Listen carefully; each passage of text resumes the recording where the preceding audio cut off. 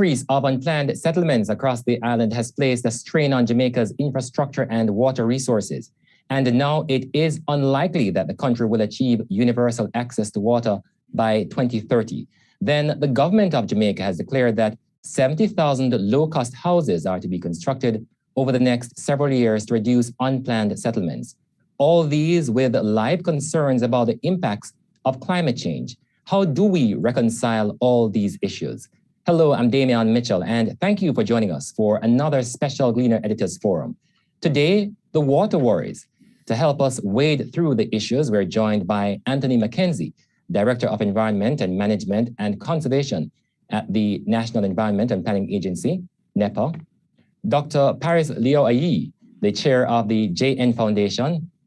Basil Fernandez is a rapporteur and a former Managing Director of the Water Resources Authority, and Mark Barnett, the President of the National Water Commission, the NWC. Let's begin then by allowing our guests 2 minutes to highlight what they see as the major challenges and opportunities in what we may call the water war. So Mr. Barnett, NWC President, let's begin with you, sir, with your 2 minutes.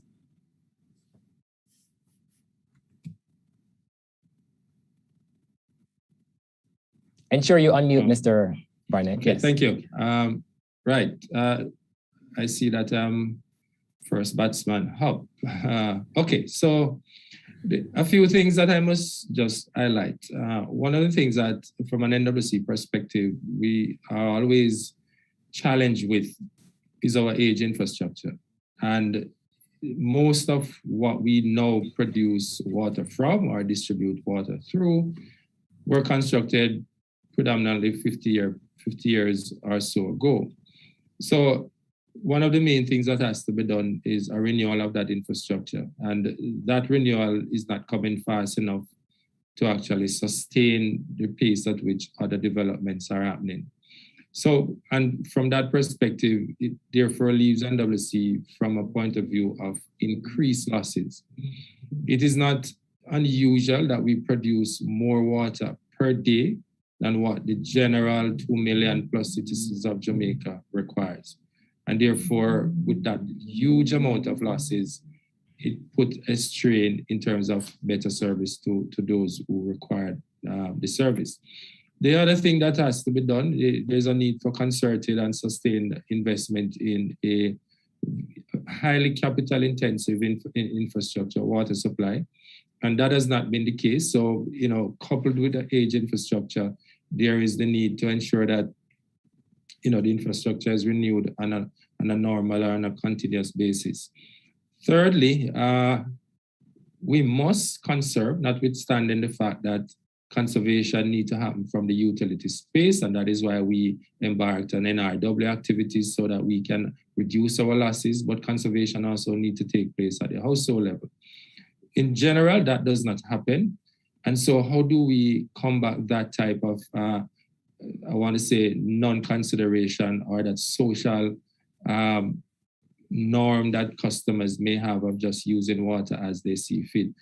And one of the ways of dealing with that is to ensure that all our customers are metered. Metering usually drives a sense of awareness, and by that it also drives some level of conservation.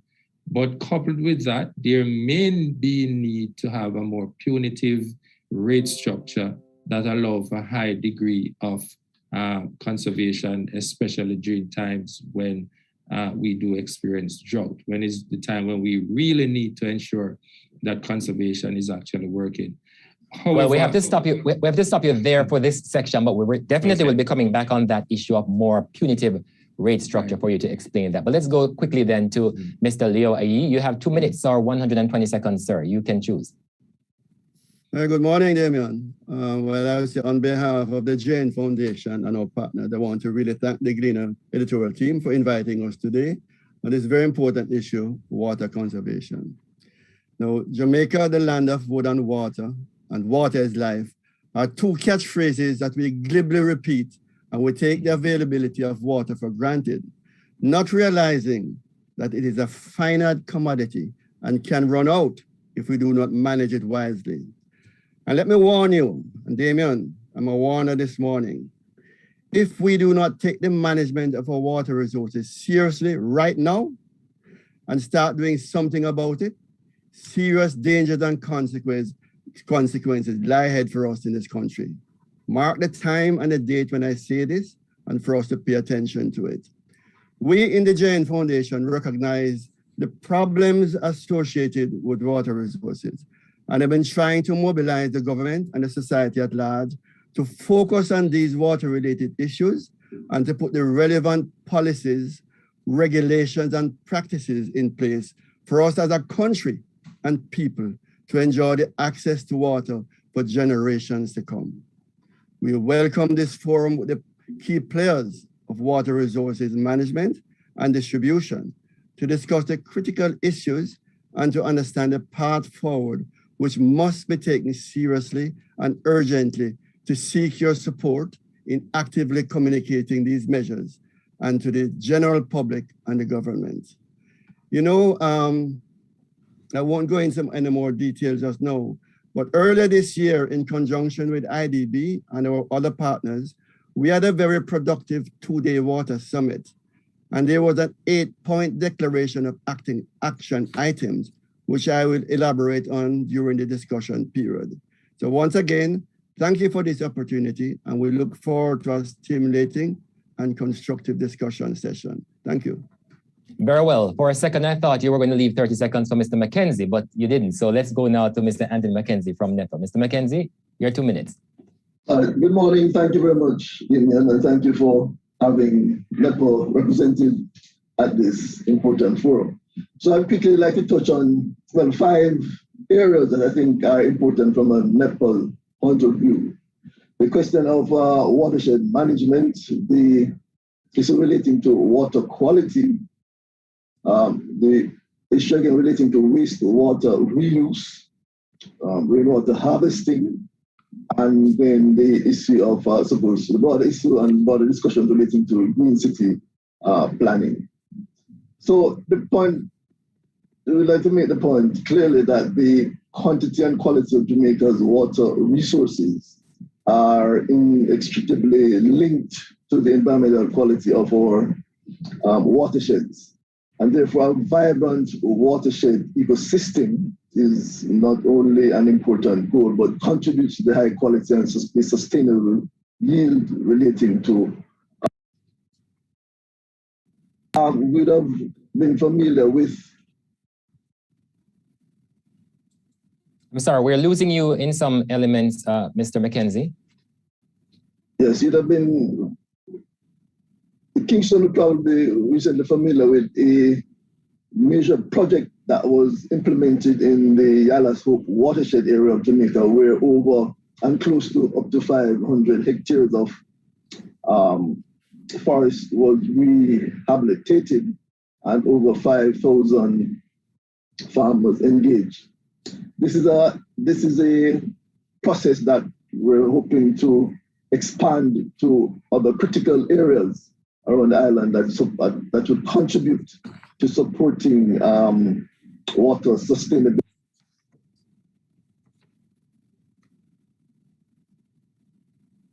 I'm sorry, you're in and out, Mr. McKenzie. We're going to come right back to you so you can complete that point. But let's go then to.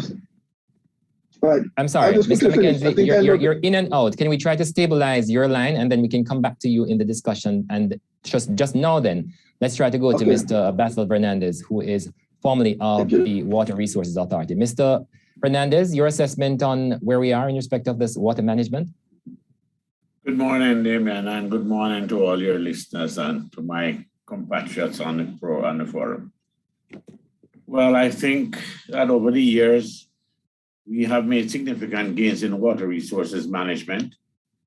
I think government has recognized the role that water resources management plays in water supply, and that water supply is not going to be feasible without water resources management, adequate and sustainable water resources management. This goes as far as the passage of the Water Resources Act in 1996, creating the Water Resources Authority, and the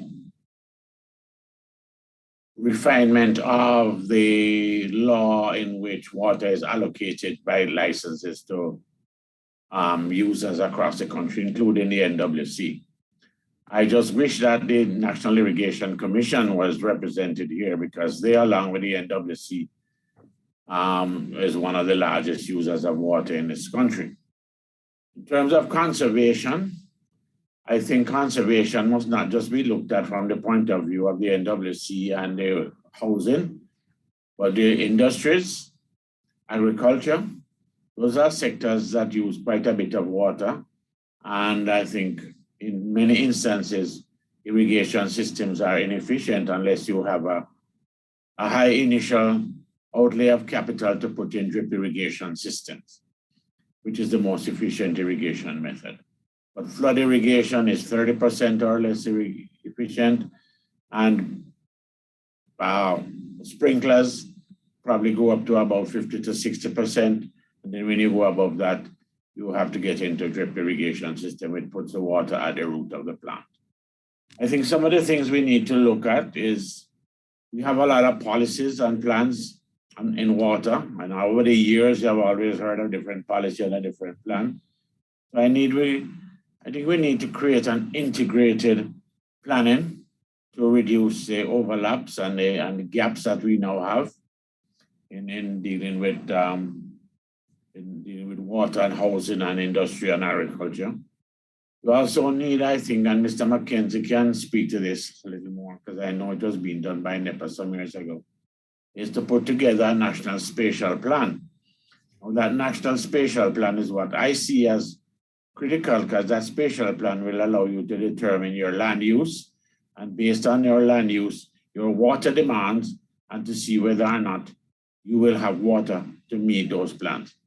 I think over the years, what we have tended to do is to put projects in place and then to look for water. Yes. I can name numerous areas where this has happened, and I think we need to remove ourselves from that out of planning. Well, let me pick up on that same issue you've raised, because it is one of the problems we've been hearing about so long, this national spatial plan. Do you reckon then, Mr. Fernandez, that there are irreparable cracks in Jamaica's integrated planning, management, and use of water resources? I wouldn't say cracks, but I think there are some gaps in areas, and I think that the spatial plan could fill one of those gaps, because the spatial plan, as I said, would basically allow you to determine land use prior to anything being done, determine what is the water demand for those types of land uses. There are some areas where you may have to live in forests, as Mr.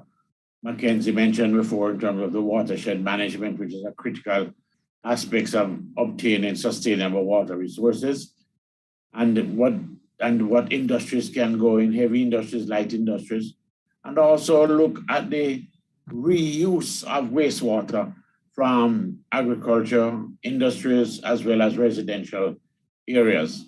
I know NWC has Saltberry, which can produce somewhere in the region of about 25 million gallons of water of effluent per day at capacity.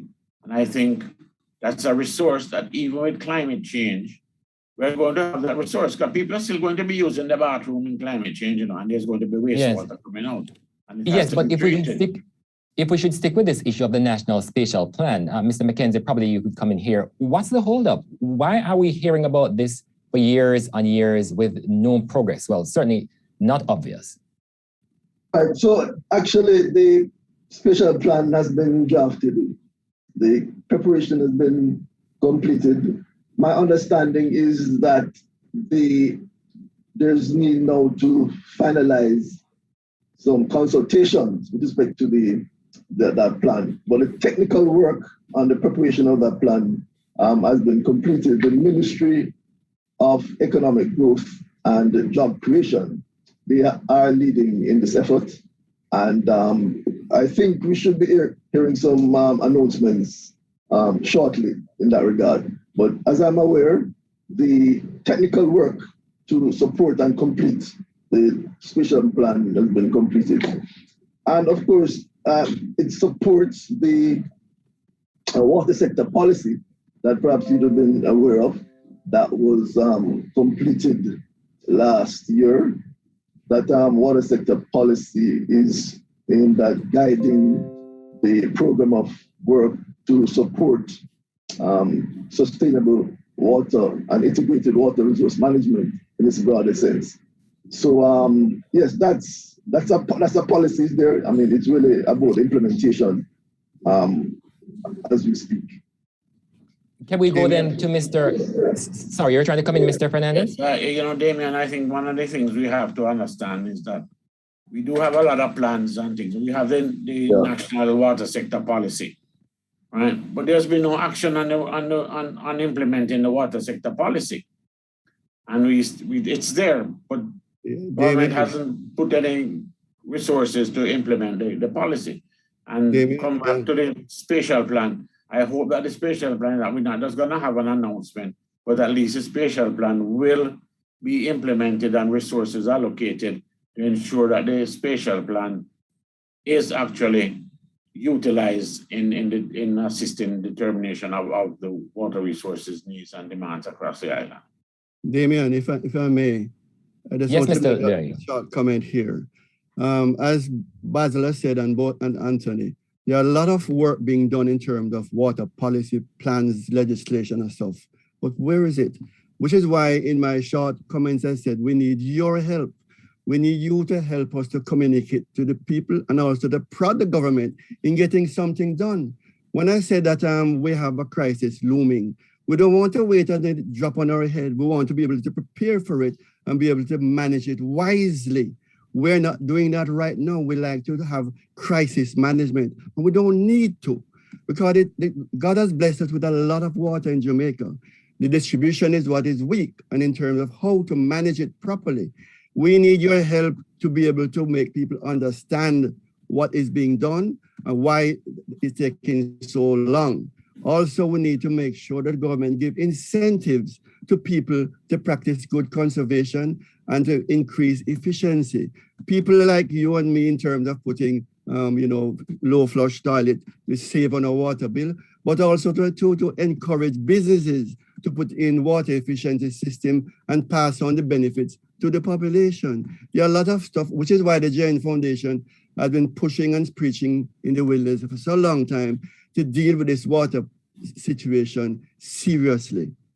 Very well. Let's go then to Mr. Mark Barnett, who is also on the call. Mr. Barnett, can you say then what in the short term is a priority or the priorities being pursued by the NWC, which you lead?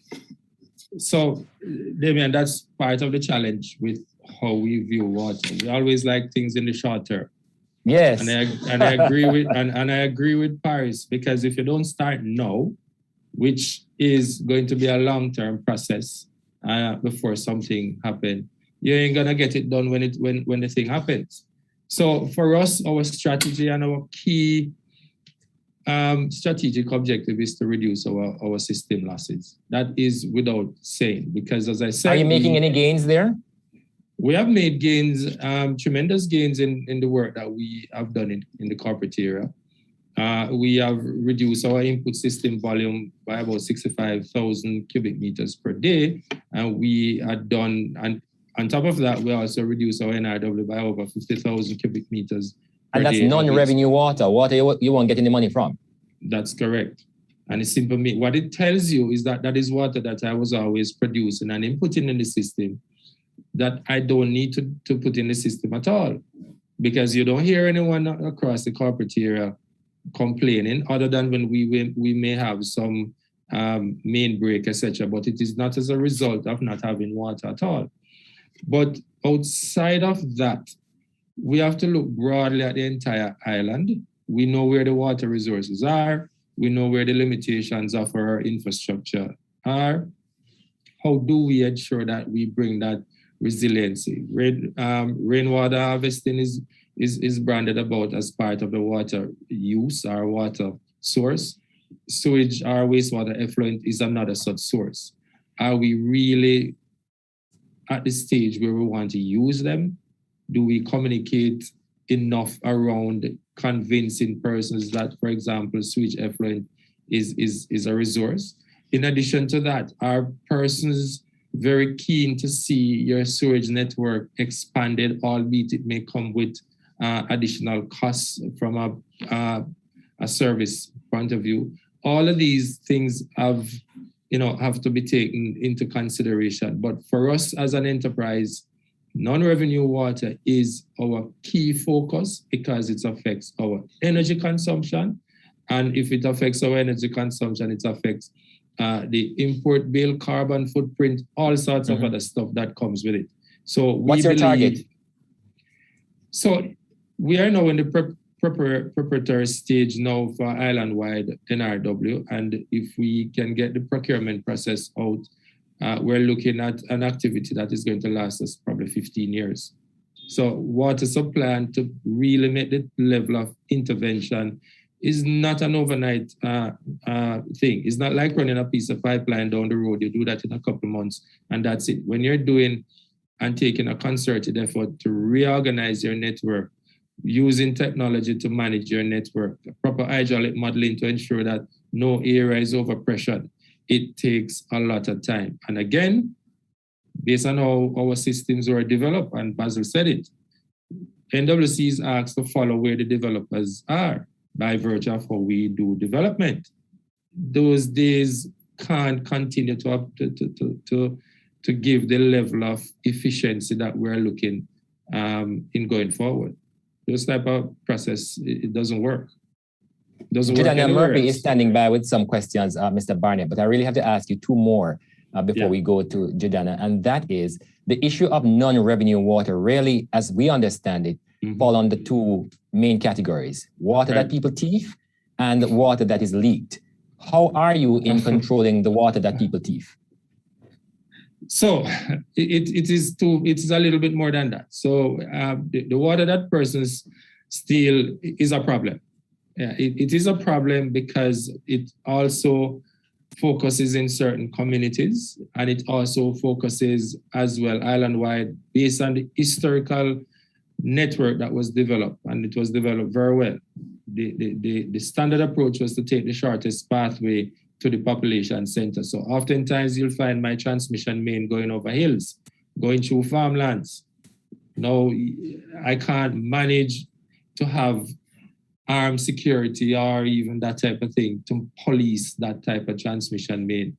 So what we are now doing as an enterprise, and it comes at a cost, is to relay those mains along roadways rather than across, we call it cross country. So that is one area. The other intervention that we have to do with some communities, it's simple. We have to do a lot more social intervention. Unfortunately, it takes a lot of time. It is something that you have to invest heavily in because if you go with a mindset as to show what is the benefit to the utility, people aren't going to buy into it. You have to start to show the customers or the consumers how your intervention in their area will benefit them. And we have done that under the KSA NRW activity, albeit it took almost 2-3 years before you can get the real result. But it is an investment that I believe we have to take. The nature of our society is one that we can't do things all the time by the short term.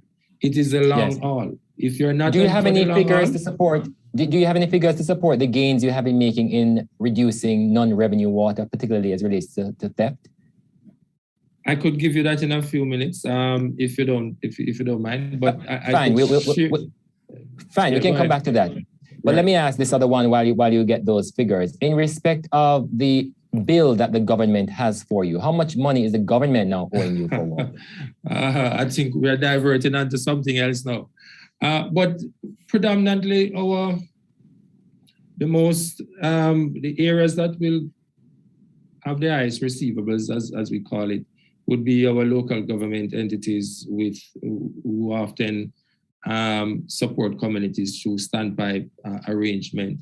But in terms of the other entities, and I will try to make that distinction because there are many government entities and at least 75 to 80% of those entities are well up to par in terms of managing and paying their bills on time. But oftentimes where we have the challenges with our local authorities through the standpipe arrangement that exists. So you're looking at probably about $1.7 billion that is outstanding from those activities. And very well. Jordana Murphy, sorry, complete the point. So, I mean, when you look at it, it's part of the social support that is provided through that ministry. A quick Very one, well. Damien. Basil had touched base on it, but he didn't elaborate. He mentioned in terms of irrigation, and irrigation, people may not realize, uses most of our water. I think Basil, 70% of our water goes there, but it's done inefficiently. They do flood irrigation.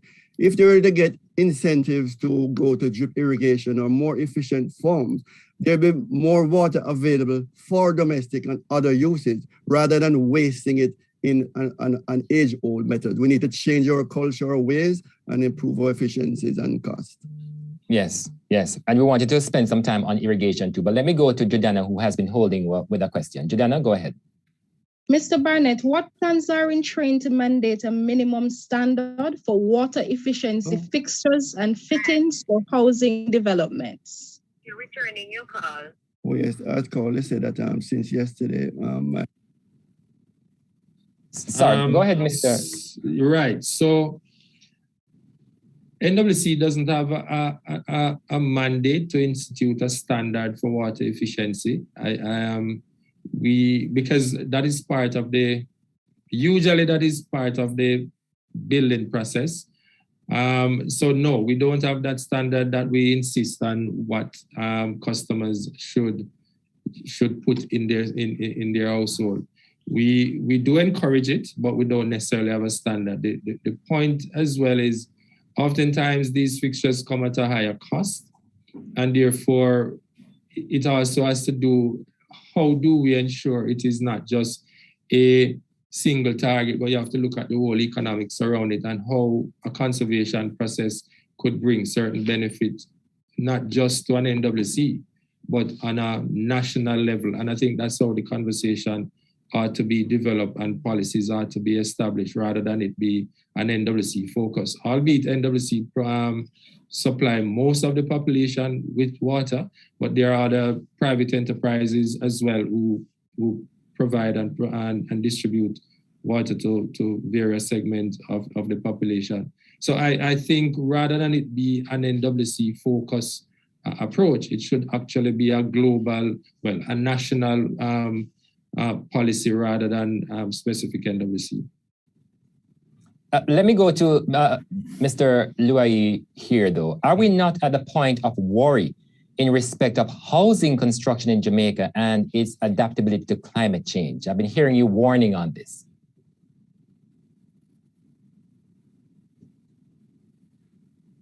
Mr. Luai? You're mute. Yes, sorry. No, I'm saying the academics and the government agents have been doing a lot with regard to talking about climate change and stuff like that. But I think it's above the heads of most people. They're not understanding what they're saying, although it's good work being done, which is why we're trying to enlist you and our people in the communication to help to communicate the message of what is required and to bring home the importance of this area of climate change. We talk about in terms of spatial planning and stuff. What does that mean? It means to manage the squatter settlements, manage in terms of the watershed, manage in terms of how you have wastewater, the landslides that take away our water supplies and stuff. So we have a lot of practical things that we need to do. And we also need to make sure we incentivize people to try to work in those areas and to a new industry in terms of water resources management.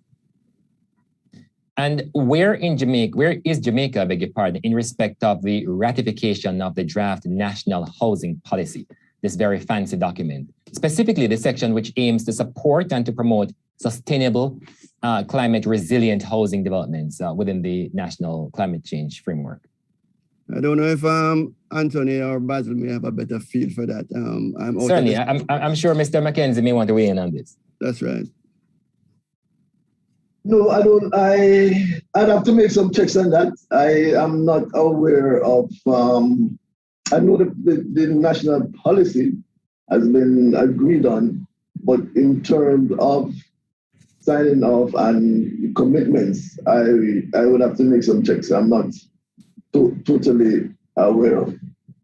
But perhaps I could follow up a little bit on a point that was made earlier about wastewater reuse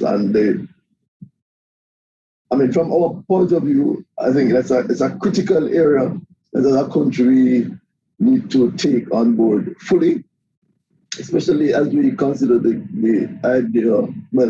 impact of climate change and the projected scenarios. Our regulation, the wastewater and sludge regulation under the NRC actually provides for a benefit when a treatment plant or a facility that has a treatment plant uses treated wastewater for beneficial purposes. So there is a significant reduction in the fees that are charged. And I think it's a positive sign that we have some good examples where treated wastewater is being used. Right now, we have an example along the north coast, where along the Montego Bay coastline, yes, where right. hotels have been linked into a treatment facility that uses the treated effluent for irrigating some golf courses. That's a good example. A number of other hotels use wastewater for irrigation, etc.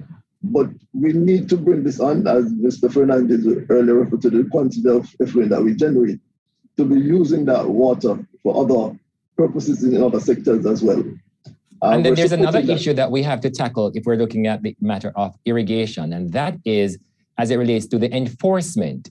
Your National Environment and Planning Agency certainly has been under fire in respect of its own enforcement. If we should think in particular of the Rio Cobre, is there not a breakdown in respect of enforcement for these with these water sources? I would say that there has been a breakdown. We've had incidents, and when we deal with industry, there are always times when there are issues associated with upsets that we call them. And in the incident with respect to the Rio Cobre, we've had recurring incidents of discharge. And yes, we acknowledge that, and major steps are being taken now to address that problem. We have regulated over 350 wastewater treatment facilities, domestic wastewater treatment facilities and industrial wastewater treatment facilities. The regulation and the licensing of these facilities and these plants are intended to control and to minimize the impact of effluents on the environment and into water and on water bodies. So it's 350. That's a large number. We have to have the capacity to be monitoring these plants. We collect samples. We go to these plants. We collect samples. We test to ensure that they're meeting the standards. And also these plants, in most instances, report to us on the quality of their effluent. But do you have the capacity? Well, we have challenges, but we are increasing that capacity. We have challenges in terms of the analysis of effluent of samples. We have a capacity challenge at our laboratory at the moment, and of course, in terms of numbers. But we have a program to improve and to expand on that capability. And what's the latest in respect of the Rio Cobre matter in particular, where there had been some conflict with Windalco? Right, so as you would have heard, the facility, the Windalco, has been prosecuted for the incident in 2019 and also for the incident in 2021. So that matter is presently in the courts. The issue relating to discharge from their effluent holding facility, that requires an engineering solution, and they've now been permitted to allow for that engineering solution. Larger an expansion in that holding facility to capture the eventualities associated with increased rainfall. So that matter, I can say, should be solved. We shouldn't have a recurrence next year during the rainy period. Very well. We want to go to Tamara Bailey, who is our Manchester correspondent. She too is online, and then we'll come back with some further questions. Tamara, go ahead. Good morning. This question is from Mr. Bennett. No, Mandeville has been having a lot of... Bennett? Yes, Mandeville has been having a lot of water issues for years now. With the recent completion of the NHC Perth estate with approximately 118 housing solutions, it means that there will be a greater demand for water. What is being done to properly serve these areas that are already so underserved? Mr. Barnett, I think that's yours. You're muted, Mark. Right, thanks, Faris. So to support or let's say to improve, there are a number of things that we're doing. We have budgeted just about $2 billion of works to be done in Mandeville. Well, not only Mandeville, but from the pepper system. That pepper system would have been developed, Basil, you probably know, probably from the 80s. And it has not been, right, and it has not been improved since. So we intend to add at least another 2 million gallons of water through that system up into Mandeville. Right now, what we're doing is we have been laying transmission mains, and we're going through the approval process for the laying or improvement of the network. We have also completed the procurement for improved pumping from the pepper and spur tree relief system. We just finalized the procurement for the drilling of a new well, I think Pepper 4, I think it is. And we will also be looking at an existing well that is down on the foothills of Spur Tree. So we are working to ensure that not only for the new scheme, but also the original PERT scheme, which was developed, as well as the general population in Mandeville. So work is in train. And just to highlight, again, these works are not going to happen and completed in 6 months. I'm always going to be emphasizing that because there is always the thinking that once you say work is going to be done in our water supply system, it is going to happen in short order. The program of activities, albeit that it is phased and sections of it will be commissioned, the overall scheme is not expected to be completed until 2.5 years. Well, let me help you, Mr. Barnett. Can you say what can people look out for to happen in the short term? We know about what they should not look out for. So what some persons that are in the Perth, Kingsland, Greenwood area, they will start to see the transmission main that was serving them replaced. We are increasing the size there. We intend to complete by next year. And just to highlight, the type of pumping unit that we have at Spur Tree and Pepper Relief, they take 1 year to manufacture, just to give you an understanding of what we are dealing with. And so we will see improvement coming from the Kingsland Reservoir into that general area in the short term. But in terms of really increasing capacity coming up the hillside, that is going to take a longer period. Very well. Question. What of those areas outside of the parish in the central region, talking about areas in St. Elizabeth, areas in Trelawney that borders Manchester, areas in Clarendon, what of those wells? I know that there are approximately 16 wells in Porus that are underutilized. What is many wells? About 16 wells in Porus. No, unless you drill them overnight. That is not correct. That's not correct. That's not correct. The NWC has 3 wells at Porus, and as far as I know in my time, it was limited to pumping only 2 simultaneously. That's and correct. The third well was to be a standby well. They were not to use more than 2 wells at any one time. And the fact is that they had limitations on the pipeline capacity going up into Mandeville from the Porus side.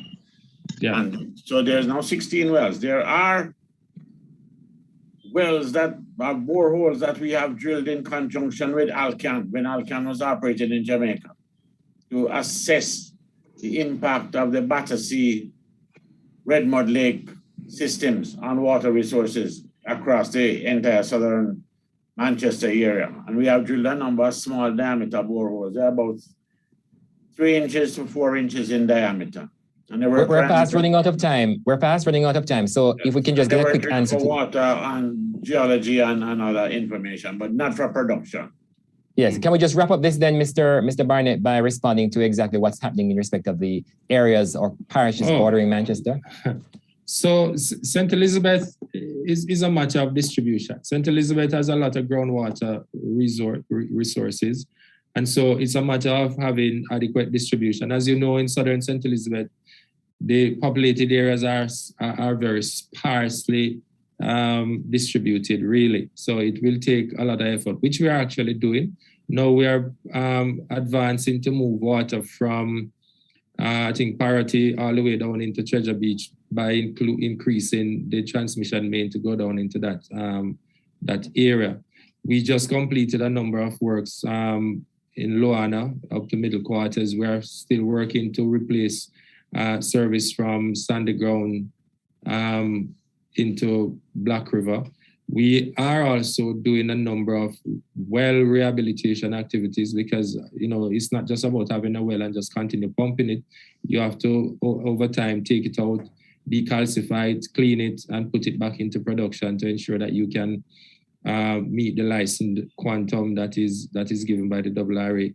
So there are a number of things. Clarendon, on the other hand, is a similar set of activities that are happening in Clarendon, except to say that in the northern section of Clarendon, there are vulnerabilities in terms of the type of sources that we have to produce water from. Some are springs, some are wells. Some of the wells show variability in terms of output, depends on the time, especially in the low ground area and so forth. We make attempts to drill new wells up in the Rock River area. That wasn't successful. That's money down the drain. So, you know, these things do happen, but there are a number of activities that are happening. The unfortunate thing, and I must need to emphasize this since you asked, the unfortunate thing is every single resident in a particular area across the island want water supply now. We know that. We are sensitive to that.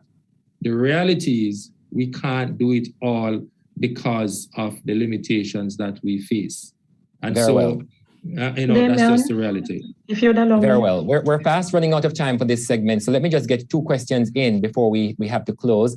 Let me ask you then, Mr. Barnett, in respect of the NWC's effort to sell its debt, I know that was recently announced. How far advanced are you on that? Well, I have a team that is working on that right now. And so we expect to have a RFP out in very short order. And so we are serious about advancing that because we see those outstanding amounts are necessary to help us to do the type of improvement that is demanded by the population. As you would also know, NWC is not a net recipient on a normal basis of government subvention. So whatever we earn is what we use to take care of our business, pay our debt, pay our staff, do all the rest of stuff. And so it is very important that we make every effort to collect those funds and, you know, to do the type of infrastructure and investment that is required to improve water supply right across the island. All right, so we're almost, in fact, at the very end of the live section of this Gleaner Editors Forum. So let me ask you, gentlemen, who are on the call to complete this sentence. To secure Jamaica's water future, we must. Let's go with you, Mr. Fernandez. Well, I think we have to have better planning. That is the critical issue here. We have resources. It's the issue of planning the use of these resources. And not to put the cart before the horse, but basically to ensure that we have the planning and we can identify the resources and then the development will follow, and not the water trying to follow the development. Thank you. Mr. Anthony Mackenzie, to secure Jamaica's water future, we must? I think we have to go to the source and protect the source, protect the watershed. Mr. Barnett, to protect Jamaica's water future, we must? We must work together in a simple way because water conservation and the use of water is not just an NWC or RRA issue or even a NEPA issue. It is all of us. It's the housing agencies. It is all of us, environmental, the operators. So we must work in an integrated way. And that is how we're going to solve our problem. Thank you. Mr. Leo, to secure Jamaica's water future, we must? We need to get help from the communication group like yours to communicate better for people to understand and to prod the government in doing what they need to do. So this is why I would ask you to close as to what would you suggest for your group, your colleagues to do in helping us to save ourselves from water crises. Well, thank you so very much then, Mr. Leo Ayi. We are committing to join in that public education drive that needs to happen. And thank you to the other guests who joined us for this very special Gleaner Editors Forum looking at the water worries. Mr. Anthony McKenzie is Director of Environmental and Management as well as Conservation Division at the National Environment and Planning Agency. Mr. Paris Leo Ayi, Chair of the JN Foundation. Mr. Basil Fernandez, Rapporteur and former Managing Director of the Water Resources Authority. And of course, Mr. Mark Barnett, the President of the National Water Commission. I'm Damian Mitchell. Thanks for watching. Thank you. Don't go, gentlemen.